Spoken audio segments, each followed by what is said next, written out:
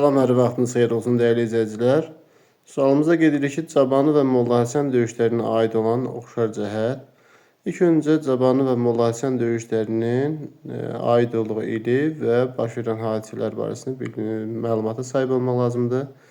Biz qeyd edək ki, Cabani döyüşü 1500-cü ildə baş verib Şirvanşahlarla Səfəvilər arasında. Molla Həsən döyüşü isə Krım tatarları ilə Səfəvilər arasında baş verib.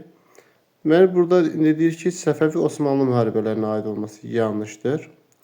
16-cı əsrin ikinci yarısında baş verib. Xeyr, bu da yanlışdır. Bu, Molla Həsənə aid etmək olar. Səfəvilərin qələbəsi ilə başı çatmışdır. Bəli, Cabanidə də Şirvanşahlar üzərində, eyni zamanda Molla Həsəndə də isə Krım tatarı qüvvələri üzrə qələbə qazanmışdır. Ağqoyunlarla bağlılığı yoxdur. Şirvanşahlar dövləti məğlub olması Cabani döyüşündə aiddir. Deməli, C uyğundur. Digər bir sualda 1721-ci ildə imzalanmış Niştat müqaviləsinə görə, Niştat müqaviləsi deməli İsveçlə bağlanan müqavilədir. Respospolitiyanın bağlılığının son qoyulması 1793-ə aiddir.